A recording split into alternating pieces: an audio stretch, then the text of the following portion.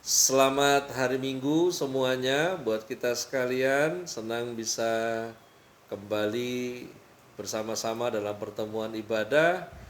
Kalau melihat dari jumlah kita yang hadir pada kesempatan ini, sebetulnya tidak berjumlah sekian, jumlahnya lebih, tapi hari ini sedang kumpul di satu area. Jadi ada berapa keluarga kumpul di satu area sehingga kelihatannya sedikit kita punya jumlah akun yang tergabung ya.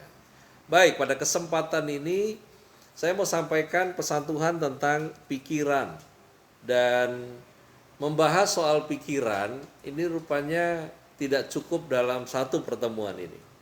Kita akan melanjutkan kembali tentang pikiran pada minggu depan ya. Dan bicara mengenai pikiran, ternyata ada banyak sekali pemahaman-pemahaman yang berbeda dari apa yang ditulis Alkitab dengan apa yang dipahami secara umum. Di mana pikiran adalah gagasan dan proses mental. Itu kita akan dapati di dalam informasi umum. Nah, sementara pikiran adalah gagasan dan proses hati kalau dari Alkitab.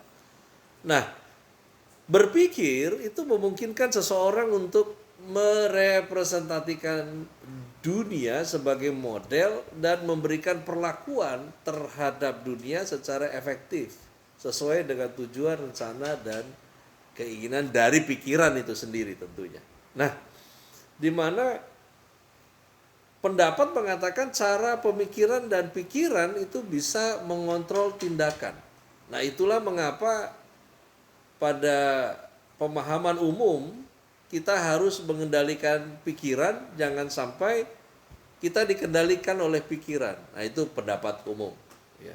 Di mana beberapa filosofi mengenai pikiran di tengah halayak umum pada kebanyakan mengatakan bahwa ada beberapa yang memang kita bisa terima karena masih related, tetapi ada beberapa yang nggak kepake gitu. Di antaranya adalah di mana pikiran kita itu ibarat parasut yang mana hanya berfungsi ketika terbuka. Kan demikian ya, parasut itu berfungsi ketika terbuka. Kalau nggak terbuka ya selesai orangnya yang mendarat nanti.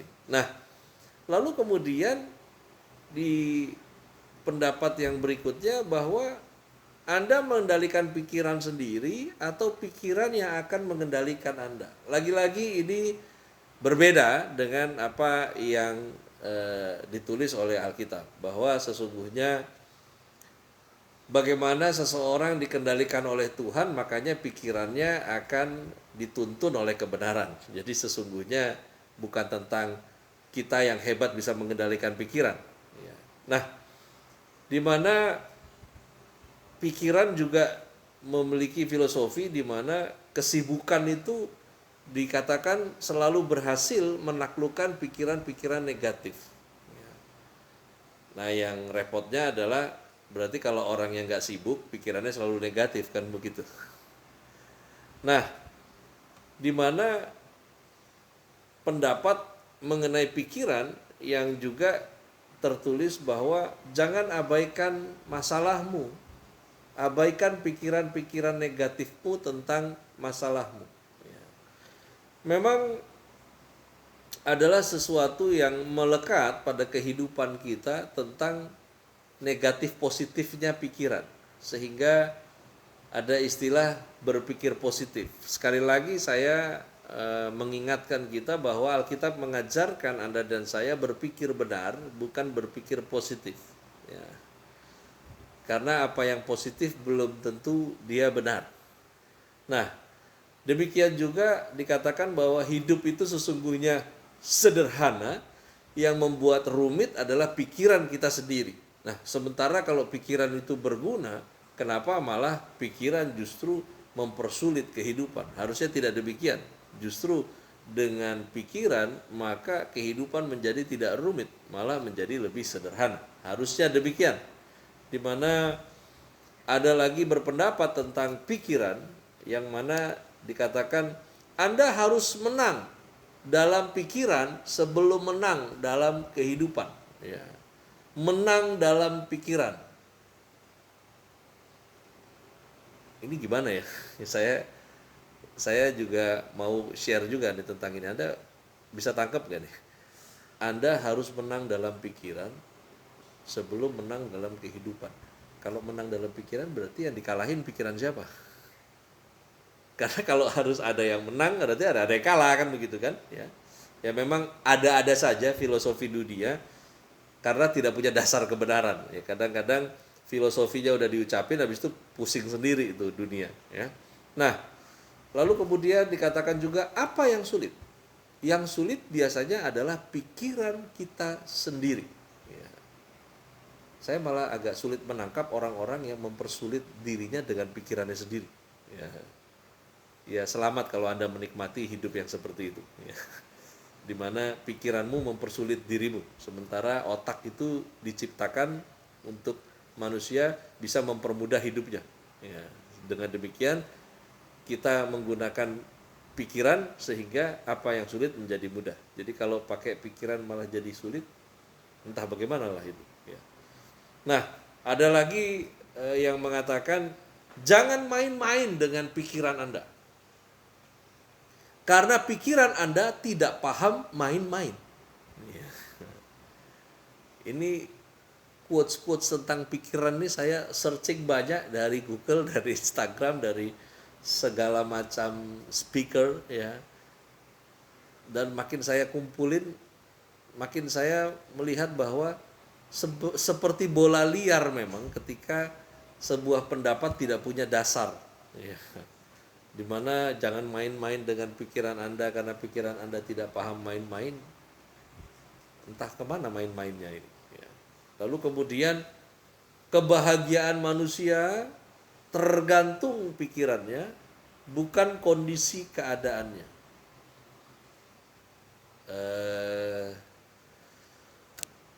Kebahagiaan tergantung pikiran, bukan kondisi keadaan. Ini sepertinya benar, tapi mari kita mengkaji bahwa apa yang sepertinya benar berarti tidak seluruhnya benar. Ya. Dimana dikatakan lagi bahwa pikiran buruk lebih buruk daripada keadaan itu sendiri.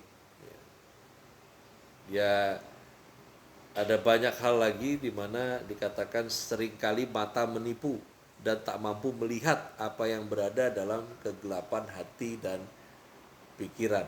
Ya. Ini juga saya aneh juga ini karena kenapa hatinya gelap dan pikirannya gelap. Lalu kemudian tujuan pendidikan adalah untuk menggantikan pikiran yang kosong dengan pikiran yang terbuka. Pelan-pelan nih saya ngomong nih.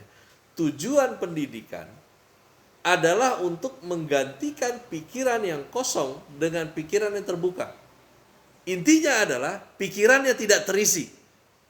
Karena sebelumnya kosong, habis itu dibuat terbuka. Ya. Berarti kagak ada isi. Ya. Lalu dikatakan lagi bahwa seandainya hati bisa bersahabat dengan pikiran, mungkin pikiran bisa mengatur bagaimana perasaan. Ini bermain kata ini sepertinya. Ya. Dimana ya dari sekian banyak ini yang terakhir nih saya skip banyak ya. Dan yang terakhir dikatakan jangan buang waktu, tenaga, dan pikiran untuk hal yang sia-sia. Berfokuslah pada hal yang menjadikan dirimu bernilai. Ya. Ini dunia. Tapi kalau kita mau tarik ini secara induktif kepada kebenaran firman Tuhan, maka berfokuslah bukan pada hal yang menjadikan dirimu bernilai, tetapi berfokuslah pada siapa yang menjadikan dirimu bernilai. Kristus menjadikan diri Anda dan saya bernilai. Karena salib, Anda dan saya bernilai.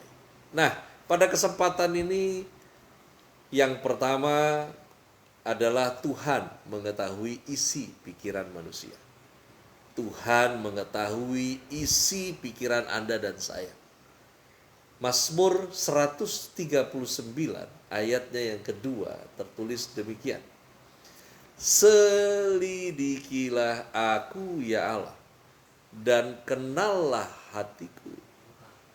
Ujilah aku dan kenallah pikiran-pikiranku. Ya, di mana Tuhan itu dikatakan ayatnya yang kedua mengetahui.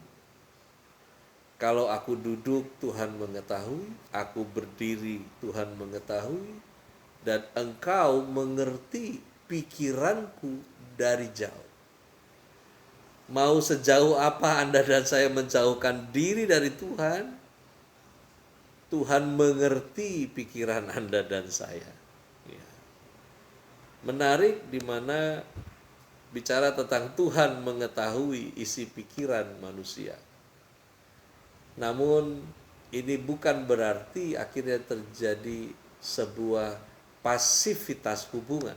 Ya. Karena seringkali ini dijadikan sebuah modal excuse di mana ya udahlah, doa nggak usah minta apa, nggak usah ngomong pengen apa, ya karena kan Tuhan tahu isi pikiran. Ya. Saya mau sampaikan berdoa, ada baiknya juga Anda bersuara supaya telingamu dengar apa yang kau doakan. Karena Tuhan pasti tahu, bukan sekedar dengar, tapi diri kita perlu tahu.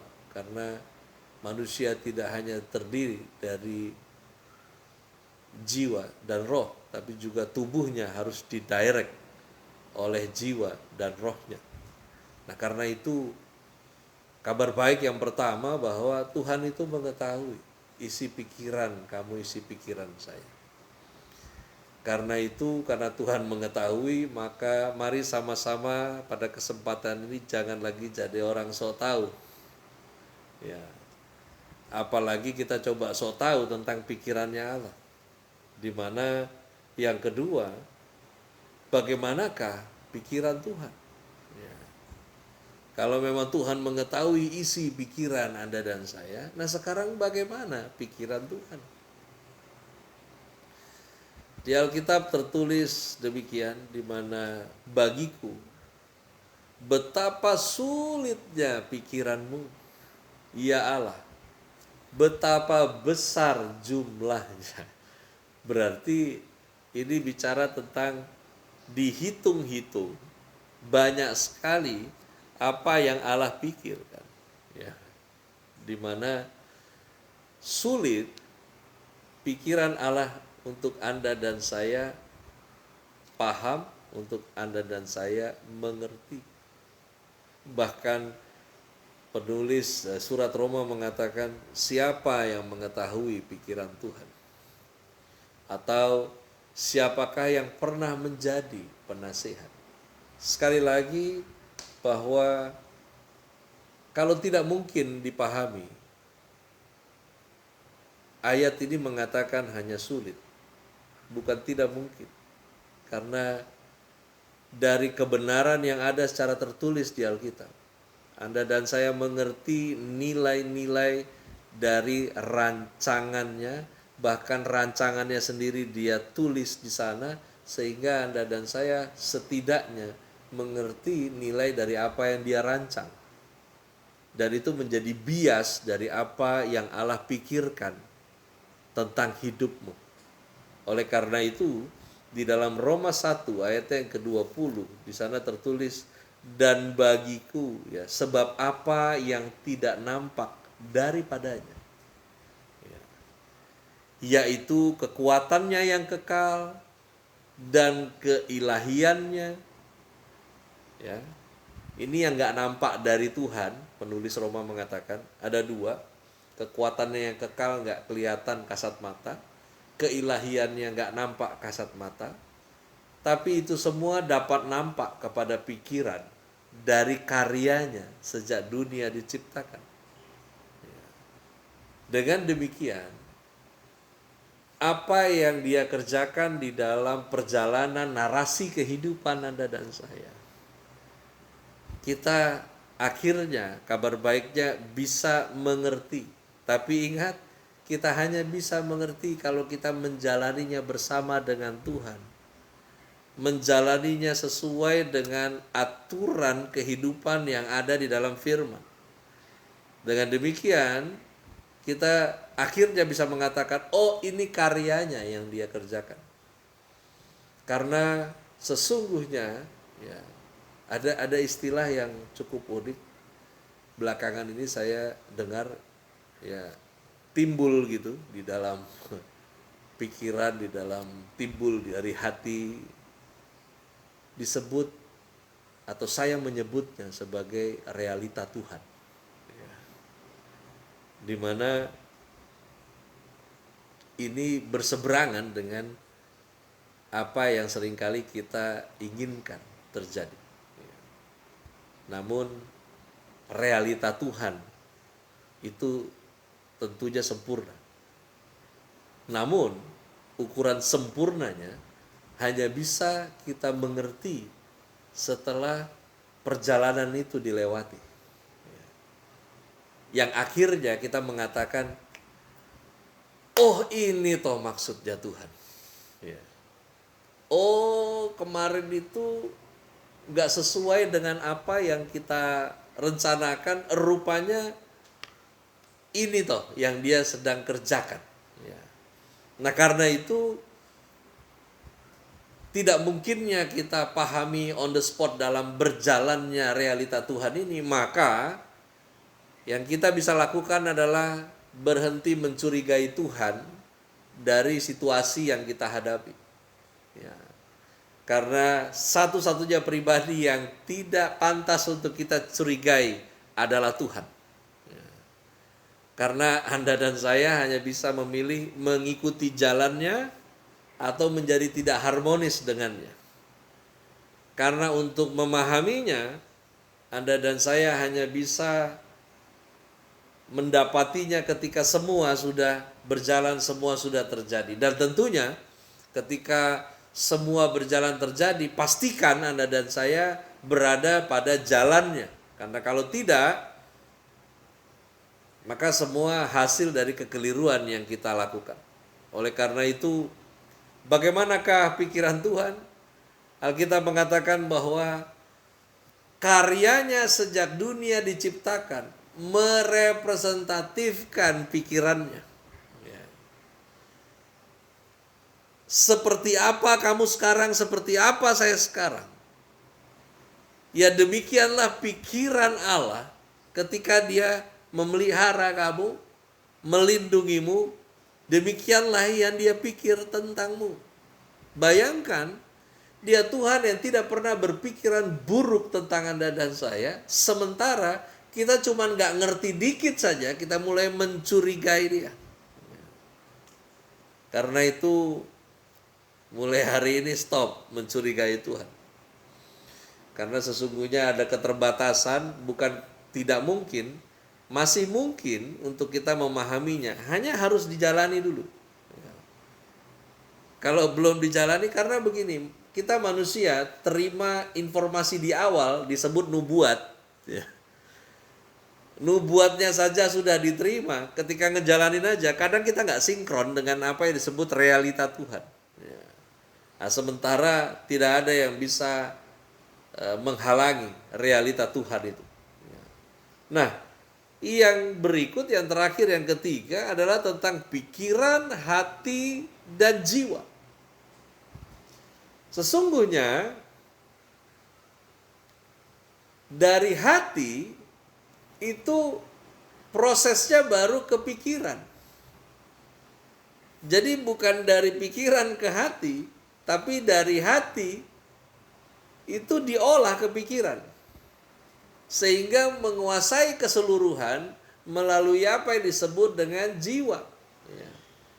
Matius 15 ayatnya yang ke-19 tertulis demikian, karena dari hati timbul segala pikiran jahat. Ya. Dari mana? Dari hati. Ya. Timbul segala pikiran. Pikiran jahat, pikiran pembunuhan, pikiran perzinahan, pikiran percabulan, pikiran pencurian, pikiran sumpah palsu, pikiran hujat. Ya. Dari mana timbul? Dari hati. Ya. Dimana apabila bertambah banyak pikiran dalam batinku, penghiburan Tuhan menyenangkan jiwaku. Ya, pemazmur mengatakan demikian. Dimana bukan dari pikiran hati jadi kotor, tapi dari hati pikiran bisa kotor. Nah, menarik adalah begini. Pelipis kening ini yang seringkali ditunjuk, ya. Ini kebiasaan kita orang Asia, ya. Pakai otak, ya.